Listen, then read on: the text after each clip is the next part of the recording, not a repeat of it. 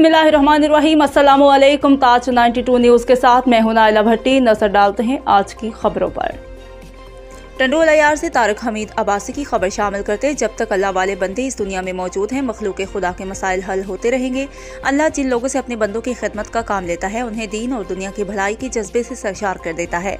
हम ईमान दस्तरखान टीम के सरबराह अब्दुल हमीद अब्बासी की काविशों के शुक्रगुजार है, जिनकी शब रोज़ की मेहनत के सबब अफवाज पाकिस्तान के तावन से दारुल सुकून राशिदाबाद के स्पेशल बच्चों और नाबीना स्कूल स्पेशल बच्चों के लिए राशन समेत दीगर अशिया ज़रूरियात फराहम की गई। इन ख्यालात के इज़हार ब्लाइंड स्कूल के इंचार्ज हसन मोहम्मद रजा और दारुल सुकून राशिदाबाद की मैनेजर गुजरा कैसर ने अफवाज पाकिस्तान के तावन से मिलने वाले सामान पर इजहार मुसरत करते हुए किया।